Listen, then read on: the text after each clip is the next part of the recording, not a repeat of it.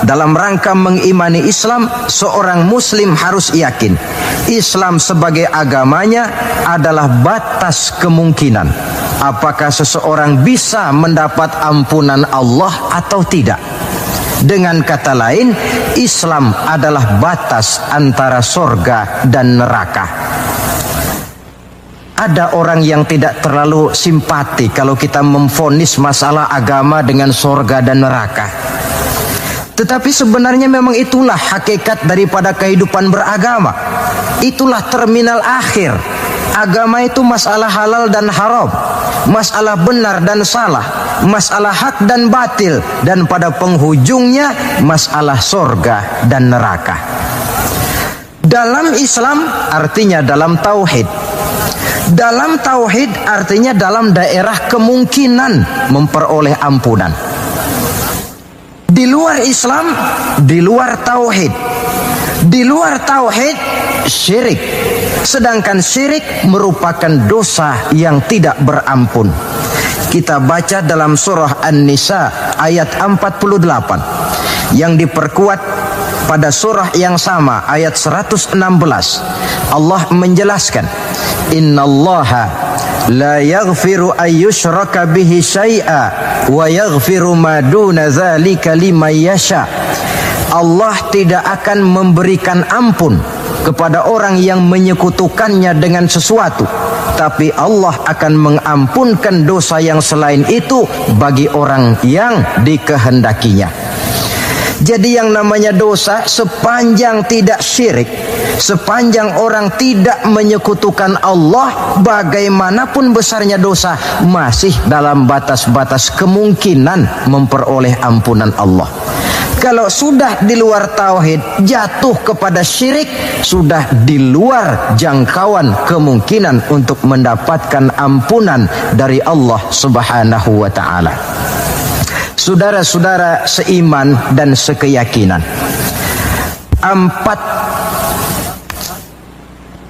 empat cara di dalam kita mengimani Islam ini pada gilirannya akan memberikan warna di dalam kehidupan kita. Nilai-nilai iman semacam inilah yang kita kehendaki agar kita selamat daripada kerugian seperti yang dijelaskan Allah dalam awal surah Al-Asr itu tadi. Nah, sekarang sikap yang kedua.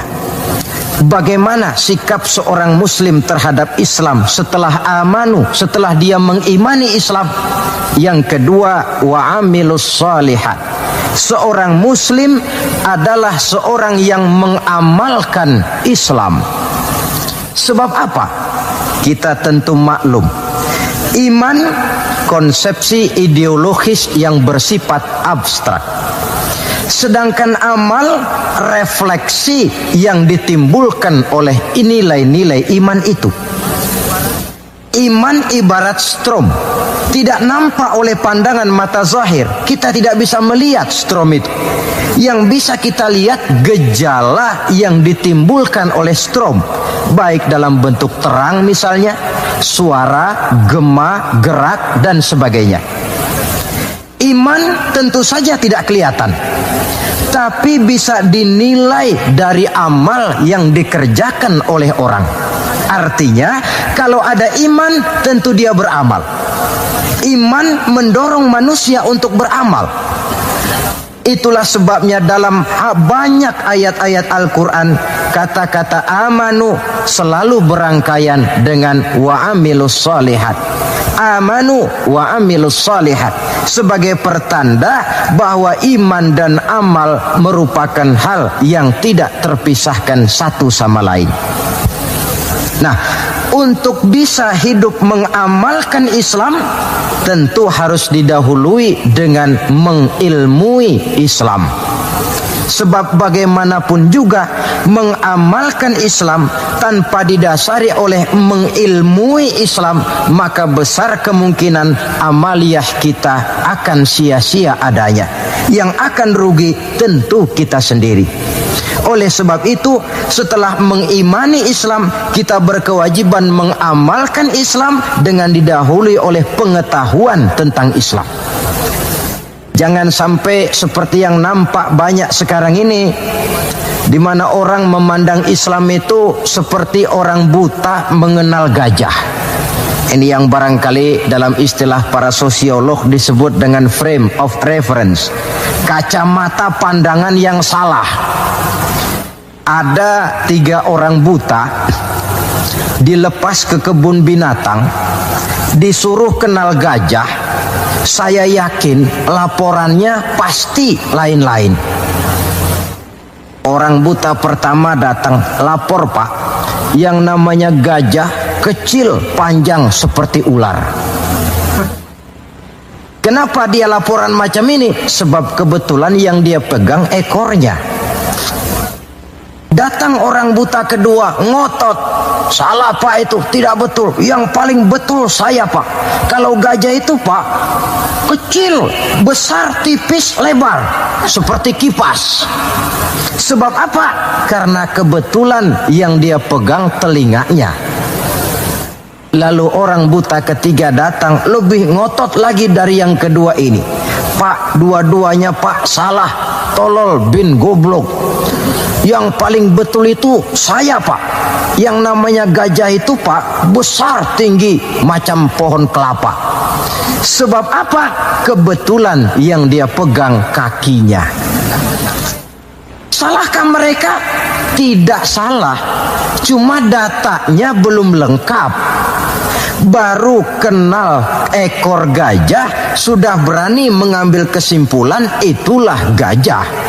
Yang satu baru kenal telinga gajah sudah menarik konklusi itulah gajah.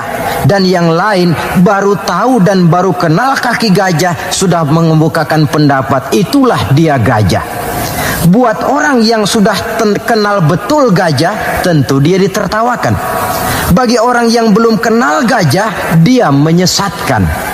Hal semacam ini bukan saja tidak mendidik, tetapi pada akhirnya akan membingungkan orang yang belum kenal kepada gajah. Dengan kata lain, di dalam mengilmui Islam, kita harus berupaya melihat dan memandang Islam itu secara totalitas, secara keseluruhan, memandang dan melihat Islam dari berbagai seginya. Sehingga dengan demikian akan terbuka nuansa pandangan mata kita melihat kebesaran, kelengkapan dan kesempurnaan daripada ajaran agama kita sendiri.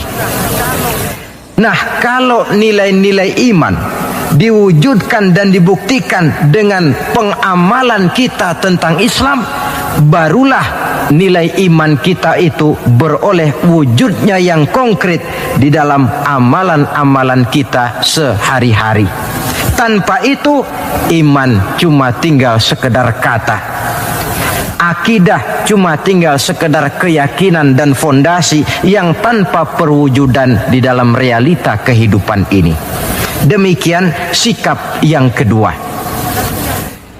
Lalu yang ketiga, saudara-saudara, setelah mengimani Islam, kemudian mengamalkan Islam, seorang muslim harus mendakwahkan Islam. Tawasau bil haqqi, nasihat menasihati di dalam kebenaran. Pada hakikatnya setiap kita ini mubaligh. Setiap kita berkewajiban menyampaikan dakwah kepada orang yang belum atau kurang mengetahui suatu persoalan yang kebetulan kita lebih mengetahui tentang itu. Tidak ada masalah kita berdakwah dengan menguraikan bismillah misalnya, kalau pendengar kita kebetulan orang yang belum mengerti bismillah. Dengan demikian akan terjadi pemerataan pemahaman agama. Tidak perlu harus selalu jadi mubaligh. Kalau kita kebetulan seorang pedagang, lalu dalam dunia perdagangan kita bisa memberikan contoh bagaimana seharusnya seorang muslim berdagang, maka kita sudah mendakwahkan kepada orang lain bagaimana cara dagang menurut Islam. Dakwah bil hal namanya, di mana setiap pribadi muslim menjadi iklan daripada agamanya. Dia harus sanggup berkata, Tuan-tuan mau tahu bagaimana cara dagang menurut Islam? Lihat cara kami orang Islam dagang. Tuan-tuan mau tahu bagaimana cara berumah tangga menurut Islam? Lihat cara kami orang Islam berumah tangga. Tuan-tuan mau tahu bagaimana cara bertetangga menurut Islam? Lihat cara kami orang Islam bertetangga. Seorang muslim menjadi iklan daripada agamanya, dakwah bil hal, dakwah dengan perbuatan langsung, memberikan contoh kepada masyarakat bagaimana tuntutan kehidupan beragama yang kita laksanakan dalam kehidupan sehari-hari.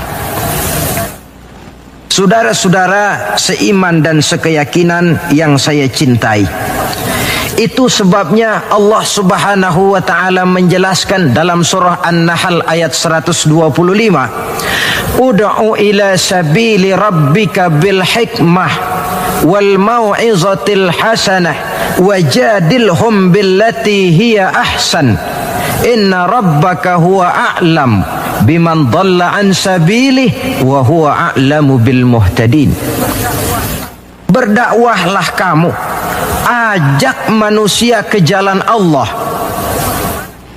Bagaimana caranya? Pertama, bil hikmah, dengan cara bijaksana. Bagaimana cara yang bijaksana itu? Baik Al-Quran maupun As-Sunnah banyak menjelaskan pola-pola kebijaksanaan dalam pelaksanaan dakwah. Kita ambil satu trik saja. Satu hari datanglah seseorang menghadap kepada Rasulullah sallallahu alaihi wasallam. Yang datang ini, kalau istilah sekarang, biang okem. Datang dia menghadap baginda Rasul. Sesampainya di sana, dia bilang, "Ya Rasul, bagaimana? Saya ini mau masuk Islam, boleh apa tidak?" Boleh. Lalu dia mengucap 2 kalimat syahadat. Setelah selesai mengucap 2 kalimat syahadat, dia berkata lagi, "Ya Rasul, saya sekarang sudah masuk Islam." Bagus. "Saya cinta Islam." Bagus. "Saya juga cinta kepada Anda ya Rasul." Bagus. "Cuma saya juga cinta kepada dosa ya Rasul. Terus terang saja saya ini suka judi, saya suka zina, dan saya senang mabuk, dan saya belum bisa meninggalkan semua itu." Marahkah Rasul mendengar keterus-terangan orang ini? Dihardikkah orang ini oleh Rasul? Macam apa kau, sama Islam cinta, sama dosa juga cinta? Ternyata tidak. Mendengar keterus-terangan orang ini, baginda Rasul tersenyum. Seraya bersabda, "La ba'sa bi." Tidak apa-apalah. "Jadi kau senang zina?" "Iya." "Mabuk?" "Wah, hampir tiap malam saya teler." "Judi?" Itu lagi hobi saya." "Dan kau belum bisa tinggal semua itu?" "Belum ya Rasul." "Tidak apa-apalah. Cuma begini saja. Mau tidak kau janji dengan saya?" "Apa ya Rasul?" "Mulai sekarang kau akan meninggalkan dusta. Kau akan jadi manusia jujur, jangan bohong. Satu itu saja yang saya minta. Sanggup?" "Cuma itu ya Rasul." "Cuma itu?" Saya kira apa? Kalau cuma urusan gak bohong sih gampang lah itu. Sanggup saya." "Sanggup?" "Sanggup." "Mari berjanji." Dijabat tangannya oleh Rasul, berjanji tidak akan bohong dia. Dalam perjalanan pulang, orang ini berkata dalam hati, "Ma ashala ma talaba hadzan nabil karim." Alangkah mudahnya permintaan Rasul ini. Saya sudah berterang-terangan suka judi, suka zina, suka mabuk. Tidak disuruhnya meninggalkan semua itu, cuma diminta jangan bohong saja. Dia kira orang nggak bohong itu gampang.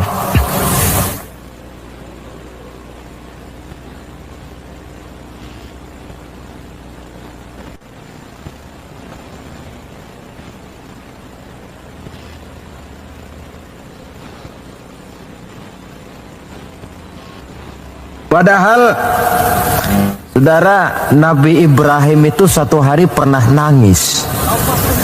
Allah tegur Ibrahim, kenapa nangis kamu ini? Kata Nabi Ibrahim, ya Allah, bagaimana saya tidak nangis? Saya ingat-ingat Nabi Adam itu dosanya cuma satu, tidak boleh makan buah khuldi, dia makan. Kau begitu murka, kau usir dia dari surgamu.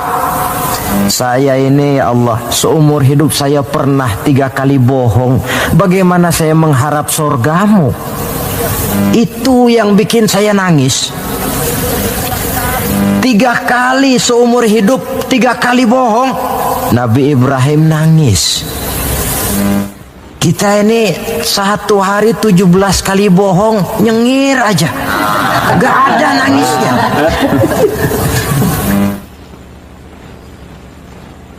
Saudara hadirin, demikianlah orang ini pulang ke rumah dengan satu anggapan dalam hatinya bahwa apa yang diminta oleh Rasul adalah sesuatu yang mudah. Lalu hari-hari pun berlalu, berganti dengan minggu, minggu pergi, datanglah bulan. Sampai pada suatu hari ketika orang ini sedang berjalan, dia melihat seorang perempuan dengan paras yang cukup cantik. Datang syahwatnya. Rupanya orang ini termasuk kelas tegangan tinggi juga.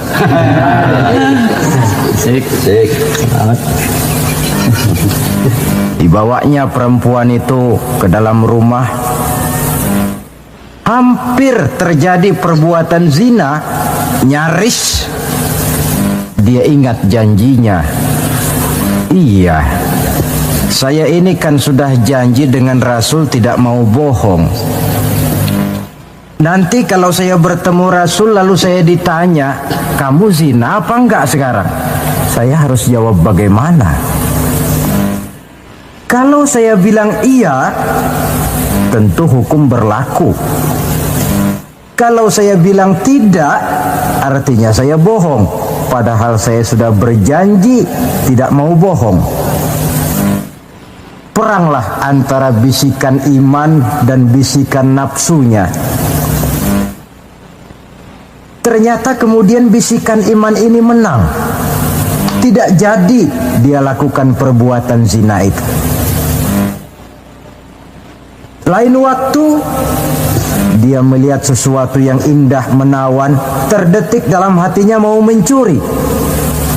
Sudah dia ulurkan tangan hendak mencuri itu, ingat lagi, saya sudah janji dengan Rasul tidak mau bohong. Kalau satu hari saya bertemu beliau ditanya saya, kau mencuri apa tidak? Bagaimana saya harus menjawab? Saya katakan iya, tentu hukum berlaku. Kalau saya bilang tidak, artinya saya bohong. Perang lagi iman dan nafsunya. Akhirnya iman menang, tidak jadi dia mencuri.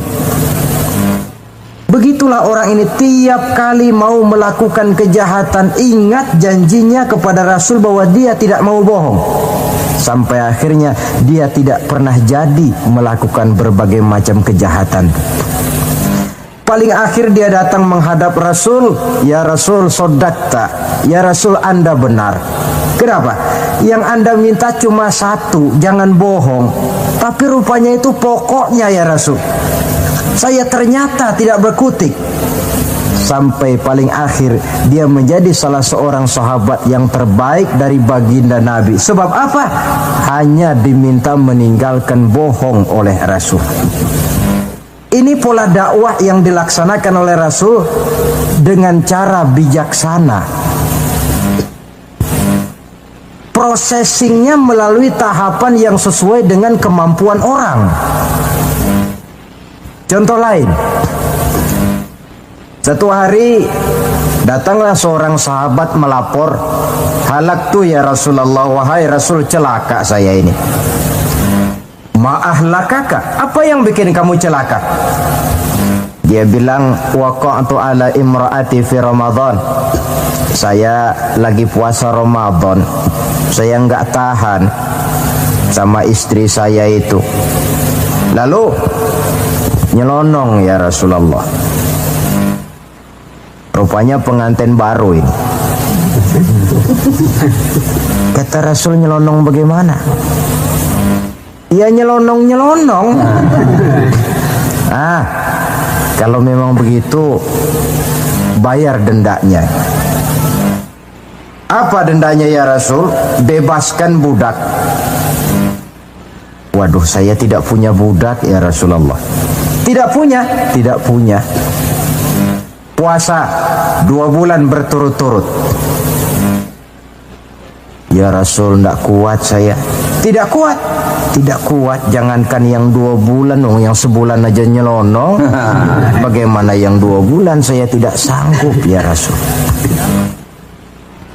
Kalau memang tidak sanggup juga, beri makan 60 fakir miskin, 1 orang 1 mud. Ya Rasul, jangankan memberi makan 60 fakir miskin. Istri saya ini di rumah 1 hari masak, 3 hari libur. Saya ini orang susah. Lagi pula saya pikir orang ini kebangetan juga. Sudah melarat sama larangan kok berani. Rasul tersenyum kemudian masuk ke dalam kamar. Keluar lagi beliau membawa sekeranjang kecil kurma. Kalau kau memang tidak punya apa-apa, bawa pulanglah ini, sedekahkan kepada orang-orang miskin di kampungmu sebagai pembayar dendamu. Ya Rasulullah, apa lagi? Di kampung saya itu yang paling miskin saya. Bukan main. Akhirnya Rasul cuma senyum, beliau bilang, ya sudah, bawa pulanglah nih, beri makan anak istrimu di rumah. Sudah melanggar larangan, dapat korma pula. Pola kebijaksanaan semacam ini menunjukkan elastisitasnya watak Islam itu. Tidak kalau sudah begitu ya mesti begitu. Kita saja kan besar ini lewat tahapan. Begitu lahir kita cuma minum air susu ibu. Meningkat besar sedikit baru kita makan pisang. Lalu sudah besar lagi, agak besar lagi, baru bubur. Sudah besar betul, baru makan nasi. Lebih besar lagi, barangkali termasuk jengkol dan sebagainya. Bayangkan kalau orang begitu lahir sudah dikasih jengkol, itu tidak bijaksana kan, akan rawan akibatnya. Pendeknya, dengan dakwah cara bijaksana ini, jangan memancing ikan pakai anggur. Bagaimanapun enaknya anggur itu bukan makanan untuk ikan. Inilah makna tuntunan Nabi, khatibin nasa ala qadri uqulihim. Berbicaralah kepada manusia sesuai dengan daya terima mereka, sesuai dengan kemampuan yang mereka sanggup melaksanakannya. Begitulah pola dakwah pertama, bil hikmah. Yang kedua, wal mau'izatil hasanah, dengan contoh nasihat-nasihat yang baik.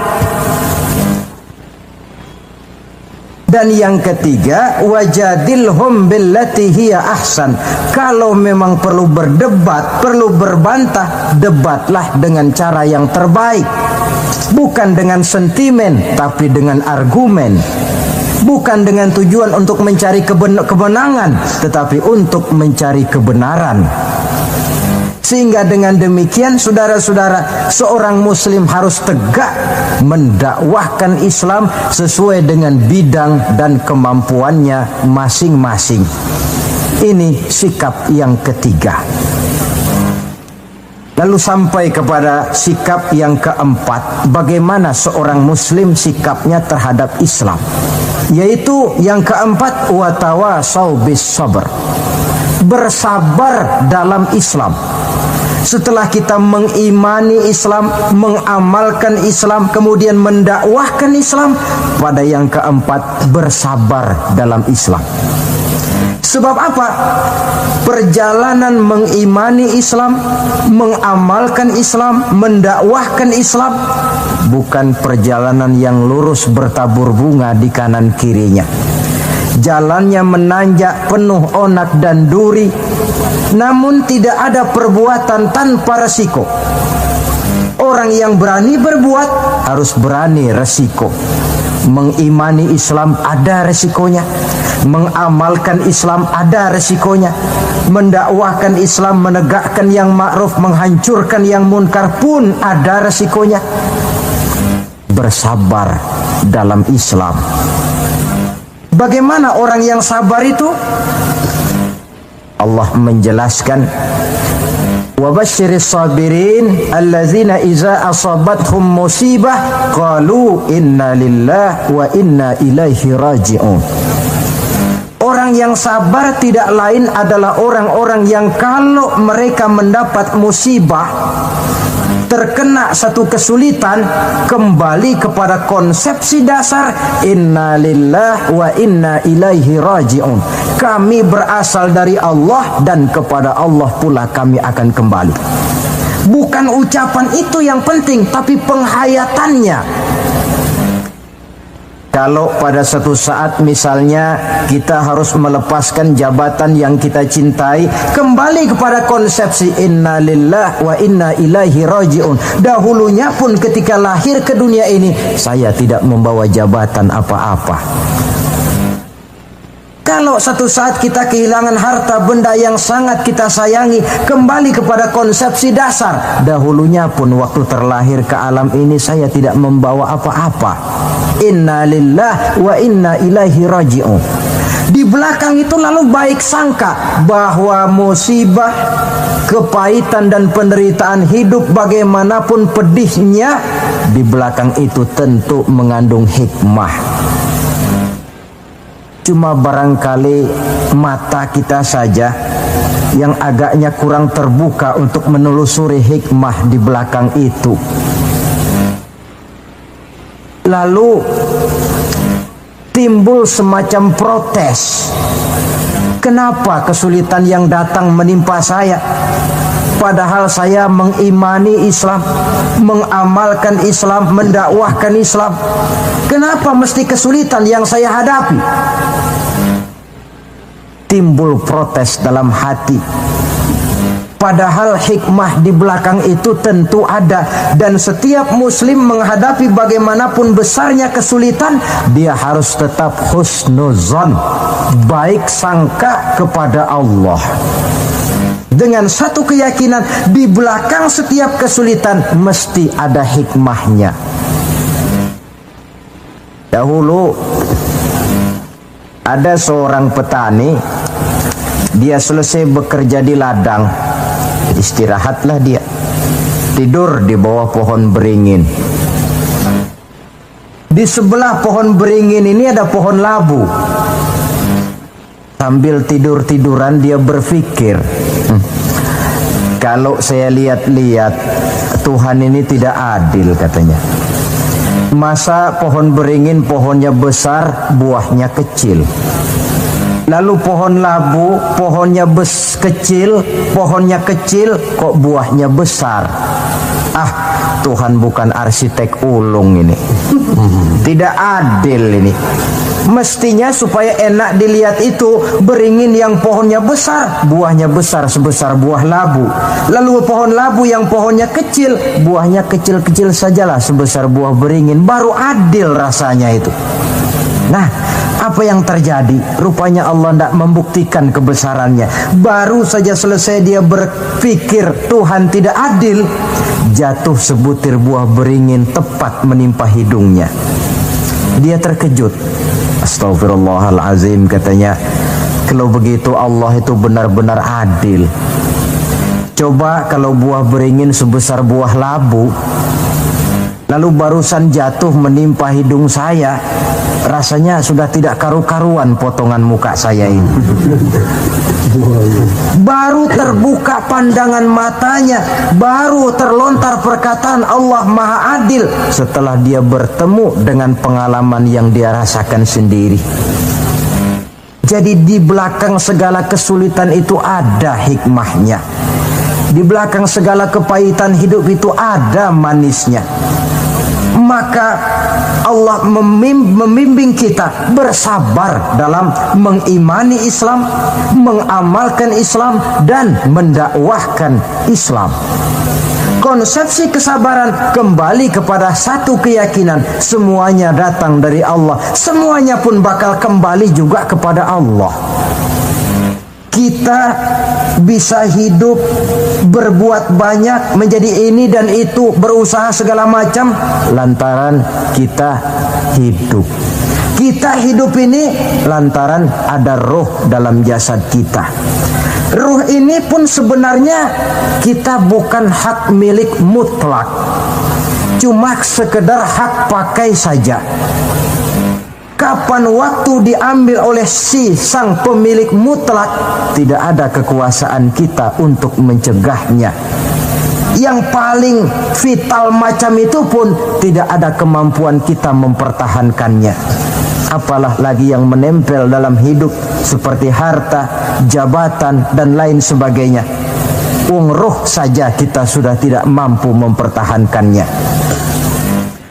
Saudara hadirin yang berbahagia, maka keuntunganlah yang akan diperoleh bagi mereka yang sabar, tabah, ulet, dan tahan uji menghadapi segala macam ujian dan cobaan di dalam dia mengimani, mengamalkan, dan mendakwahkan Islam.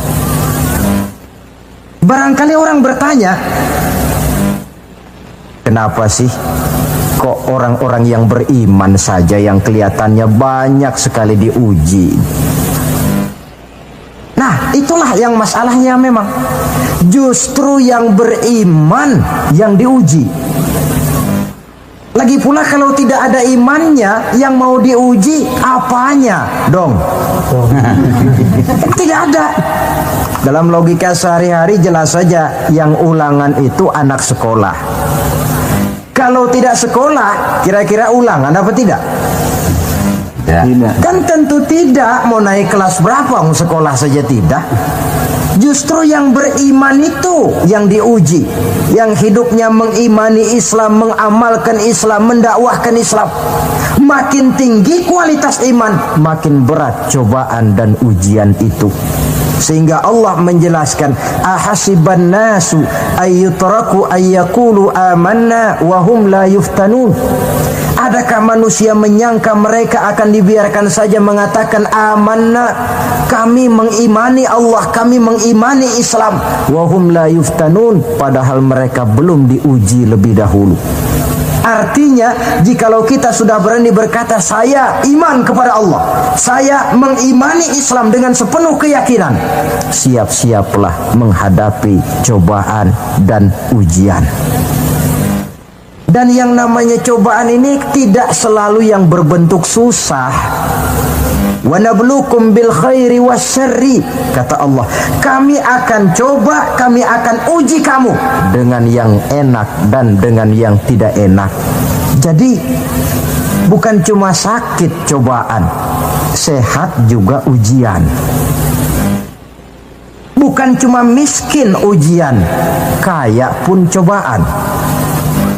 Tidak punya uang, cobaan. Banyak uang, ujian.